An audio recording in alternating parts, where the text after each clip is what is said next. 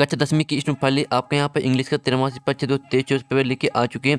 आप लोग बहुत सारे कमेंट आ रहे थे कि इंग्लिश का पेपर और फाइनली आपके यहाँ पे इंग्लिश पेपर लेके आ चुके हैं। और साथ ही आप यहाँ पर इस पेपर को याद कर लेते हैं तो पूरी मार्क्स आने वाले। साथ ही अभी तक आपने यहाँ पर इंग्लिश में कुछ भी याद नहीं किया तो आपको इस पेपर को याद जरूर करना। और साथ ही हमने वो पहले बता दिया, आप यहाँ पर इस पेपर को याद कर लेते हैं तो पूरी मार्क्स आपके आने वाले हैं। साथ ही वीडियो को लाइक और चैनल को सब्सक्राइब जरूर कर लीजिए। हम बड़ी मदद से आपके लिए यहाँ पे इंग्लिश पेपर लेके आ चुके हैं। और स्टूडेंट आप यहाँ पर देख लीजिए क्लास 10 क्वार्टरली एग्जामिनेशन 2023-24 इंग्लिश, ठीक है। आपके यहाँ पर पेज रहेंगे 6 और मार्क्स आपको 75 नंबर का रहने वाला है। टोटल क्वेश्चन आपके यहाँ पर 16 रहने वाले, आप यहाँ पर देख लीजिए। और जो आपका समय रहेगा वो 3 घंटे का रहेगा। तो चलिए स्टूडेंट जो आपके यहाँ पेपर है वो देख लेते हैं। आपके यहाँ पर इंस्ट्रक्शन आते हैं, ऑल क्वेश्चन आर कॉम्पल्सरी। तो आपको यहाँ पर जूम करके दिखाते हैं जिससे आप यहाँ पर अच्छे से देख पाएंगे। तो आप यहाँ पर देख लीजिए। पहले तो आपका सेक्शन नहीं आता रीडिंग, तो क्वेश्चन बनाता है read the following passage carefully and answer the question given below. ये आपको आता है 5 नंबर का पैसेज। इसमें आपको क्या करना पड़ता है, पहले जो आपके यहाँ पर दिया रहता है passage, you must have heard the name of red cross society is an international organisation. यानी आपको जो यहाँ पर पैसेज रहता है इस पैसेज को पूरा आपको ध्यान से पढ़ना है। और आप यहाँ पर पैसेज को ध्यान से पढ़ लेते हैं तो जो क्वेश्चन रहते हैं इन क्वेश्चन के आंसर आपको इसी पैसेज में मिलने वाले हैं। लेकिन हम आपको आंसर करा रहे हैं, लेकिन आपको हम यहाँ पर ट्रिक बता रहे हैं कि किस तरह से इसे किया जाता है, ठीक है। आपको यहाँ पर पैसेज को ध्यान से पढ़ना पड़ता है। तो चलिए जो आपके यहाँ पहला क्वेश्चन है वो देख लेते हैं। तो पहला क्वेश्चन आता है red cross society is N. तो आपके इसका ए ऑप्शन आता है नेशनल ऑर्गेनाइजेशन, बी आता है लोकल ऑर्गेनाइजेशन, और सी आता है इंटरनेशनल ऑर्गेनाइजेशन, और डी ऑप्शन आता है स्टेट ऑर्गेनाइजेशन। तो यहाँ पर red cross society is N, तो इसका आंसर आपको हो जाएगा सी, ठीक है, इंटरनेशनल ऑर्गेनाइजेशन। आप यहाँ पर देख लीजिए, यहाँ पर लिखा हुआ है इंटरनेशनल ऑर्गेनाइजेशन। तो आपको यहाँ पर सभी आंसर पैसेज में मिल जाएंगे, सिर्फ आपको पैसेज को ध्यान से पढ़ना है।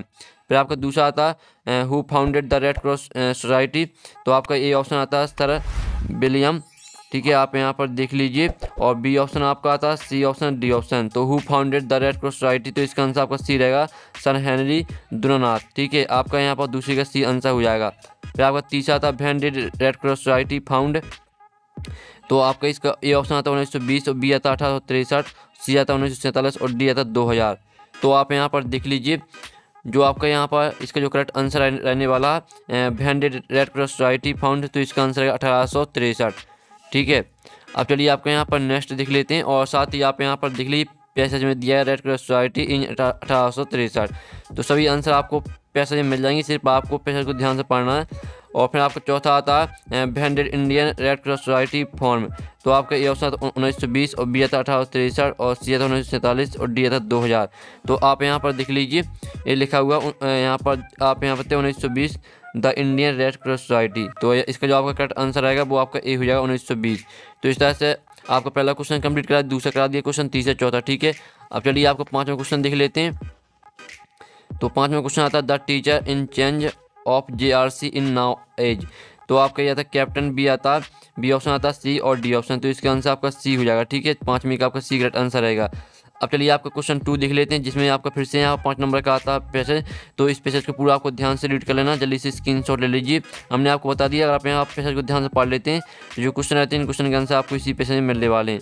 तो इसका पहला क्वेश्चन आता है हु प्लांटेड सैड ट्रीज। तो इसका आपका ये ऑप्शन आता है सिकंदर, बी आता अशोका, और सी आता महाराणा प्रताप, और डी आता हैदर अली। तो यहाँ पर हु प्लांटेड सैड ट्रीज, तो इसका आंसर आपका बी हो जाएगा अशोका। फिर दूसरा क्वेश्चन आता है the Mughal planted the magnificent avenues of chinar in. तो इसका आंसर आपका ए हो जाएगा कश्मीर, ठीक है। तो आपको यहाँ पर अच्छे से याद करते जाना है। फिर तीसरा आता है हु वाज अशोका। तो यहाँ पर ए ऑप्शन आपका ये आता है, बी आपका ऑप्शन आता है सी और डी। तो यहाँ पर हु वाज अशोका, तो इसका आंसर आपका बी हो जाएगा इंडियन मोनराइज। फिर आपका चौथा आता है which plants were planted along the bank of river Jhelum. तो इसका आंसर आपका यहाँ पर ये आता है नीम, बी आता है पीपल, सी आता बनियान, और डी आता चिनार। तो इसका आंसर आपका चौथे का सी रहेगा चिनार। अब आपका यहाँ 5वां आता है at present our roads are planted by. तो इसका आंसर आपका रहेगा बी PWD। तो इस तरह से आपका यहाँ पर क्वेश्चन 2 भी कंप्लीट हो जाता है। इनके स्क्रीनशॉट आप ले सकते हैं। आपकी यहाँ पर सेक्शन भी आती है राइटिंग। तो read the following passage and make notes on it and also give a suitable title to it. इसमें आपको नोट्स बनाने साथ ही टाइटल लिखना। आप यहाँ पर देख लीजिए discipline is necessary in life, a man without disc can achieve nothing, ठीक है। इस तरह से आपके यहाँ पर दिया गया पैसेज पूरा ध्यान से रीड कर लेना। ठीक है, 5-6 लाइन आपकी यहाँ पर दी हैं और साथ ही इस साइड भी आपका यहाँ प्रेशर दिया है। इसमें आपको क्या करना पड़ता है, पहले आपको एक हेडिंग बनानी है, उसके अंदर आपको 3 पॉइंट लिखने हैं। फिर इसी तरह से आपको एक दूसरी हेडिंग बनानी है, उसके अंदर आपको 3 पॉइंट लिखने हैं, और तीसरी हेडिंग आपको बनानी है, उसके अंदर आपको 3 पॉइंट लिखने हैं। ठीक है, और टाइटल आपका क्या रहेगा, जो शब्द आपको पैसेज में बार बार देखने को मिले वही उसका टाइटल रहता है। तो आपका क्वेश्चन 3 आप यहाँ पर अपने आप भी कर सकते हैं, वो क्वेश्चन रहता है, इसमें आपको कोई याद नहीं करना पड़ता, सब कुछ आपको पैसेज में से ही लिखना पड़ता है। लेकिन जो इसका आंसर है वो हम वीडियो के लास्ट में देखेंगे। ठीक है, क्वेश्चन चौथा था, you are probably studying in Saraswati Shishu Mandir, ठीक है, Bankhedi MP, write an application to principal for full peak. ठीक है, आप कौन सी से हैं, तो आपको यहाँ पर दिख लीजिए, आपको एप्लीकेशन लिखनी है प्रिंसिपल को फीस पर। ठीक है, आप यहाँ पर दिख लीजिए, इसका अथवा आता है write a letter to your friend inviting him to attend the marriage. ठीक है, आपको यहाँ पर फ्रेंड को इनवाइट करना सिस्टर मैरिज की। ठीक है, आप यहाँ पर इनवाइट करना है। और 5वां क्वेश्चन देख लीजिए, जिसमें आपको यहाँ पर पैराग्राफ लिखना है, किसी भी एक टॉपिक पर लिख सकते हैं, 5 नंबर का क्वेश्चन रहेगा। और क्वेश्चन 6 आता है, जिसमें आपकी यहाँ पिक्चर दी गई, इस पिक्चर को देखकर आपको यहाँ पर छोटा सा पैराग्राफ लिखना 5-6 लाइन का। और अगर आप यहाँ पिक्चर में जो भी वर्ड दिए हैं उसी को देखकर आपको एक पैराग्राफ लिखना है। तो पैराग्राफ आपको जो इसका आंसर वो हम वीडियो के लास्ट में देखेंगे, सभी आंसर आपको कराएंगे। जो आपको क्वेश्चन चौथा 5वां 6 माइन की थोड़े लॉन्ग आंसर है, तो इनके आंसर हम वीडियो के लास्ट में देख लेंगे। अब चलिए आप इस सेक्शन सी यहाँ पर ग्रामर कंप्लीट कर लेते हैं। बहुत सी स्टूडेंट्स हैं यहाँ पर ग्रामर नहीं बनती है, तो चलिए वो देख लेते हैं। फिर इन द ब्लैंक्स आते हैं आपको 5 करने, यानी 5। तो पहला आता है his father is dot MLA, तो यहाँ पर हिज फादर इज AN। ठीक है, एन आपका आ जाएगा N MLA। How don't sugar do you take in tea, तो इसमें आपका जाएगा how much sugar do you take in tea. फिर तीसरा था he now the boy don't his wearing a blue shirt, तो इसमें आपका जाएगा he now the boy who is wearing a blue shirt, इसमें आपका हु आ जाएगा। ठीक है, फिर चौथा था they will go to Delhi don't on Monday, तो यहाँ पर they will go to Delhi on Monday, इसमें आपका जाएगा ऑन। फिर 5वां था please spread don't butter on bread a few a little few, तो इसमें आपका आ जाएगा please spread a little butter on bread, तो इसमें आपका आ जाएगा आ लिटिल। फिर आपका 6वां था they have been playing here dot morning, तो यहाँ पर they have been playing here since morning, तो इसमें आपका जाएगा सिंस। तो इस तरह से आपके फिल इन द ब्लैंक्स यहाँ पर कंप्लीट हो जाते हैं, जो कि 5 नंबर के थे। आपके 6 दिए, आपको 5 करने थे। अब चलिए आपका यहाँ पर क्वेश्चन 8 देख लेते हैं। तो क्वेश्चन आपका 8 आता है डू एज डायरेक्टर एनी 5, आपको 5 करने और आपके 6 दिए हैं। तो पहला आता है he did his work well change into negative, आपको नकारात्मक वाक्य में चेंज करना है। तो स्टूडेंट आपको पहले का यहाँ पर आंसर रहेगा he did not do his work well. ठीक है, आपका पहले का आंसर रहेगा। फिर आपका दूसरा आता है he is taken T change into interrogative में आपको चेंज करना है, तो दूसरे का आंसर आपका रहेगा हैज ही टेकन टी।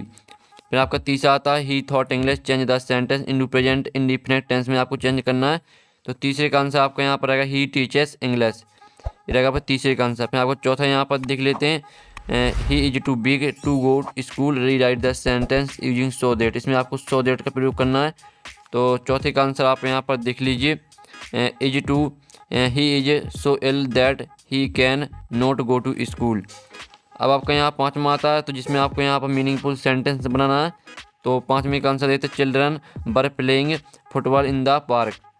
और फिर 6वां आता children are making toys change the sentence into passive voice में चेंज करना है, तो 6वें का आंसर आपका रहेगा the toys are made by the children, ये आपका रहेगा 6वें का आंसर। तो इस तरह से आपके यहाँ पर डू एज डायरेक्टेड कंप्लीट हो जाते हैं। इनका स्क्रीनशॉट आप ले सकते हैं, सोल्यूशन हम आपको स्क्रीन में दिखा रहे हैं, तो स्क्रीनशॉट ले लीजिए।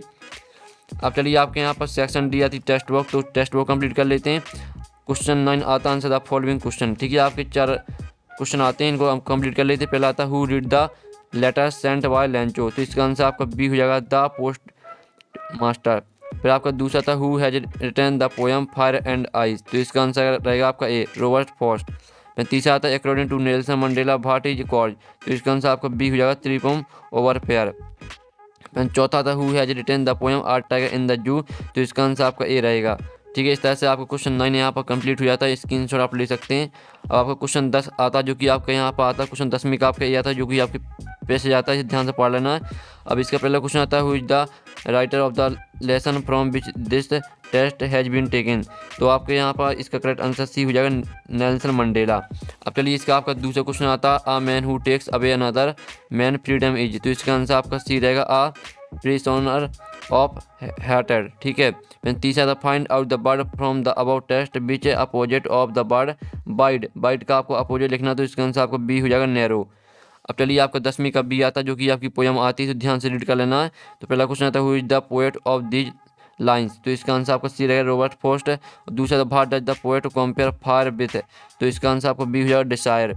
और तीसरा था according to the above lines with whom does the poet want to stay, तो इसका आंसर आपका ए हो जाएगा दोज हु फेवर फायर। तो इस तरह से आपका 10वीं का ए और 10वीं का बी हमने कंप्लीट करा दिया। अब आपका क्वेश्चन 11 आता है जिसमें आपके यहाँ पर आते हैं क्वेश्चन, इनके लिखने हैं आपको आंसर।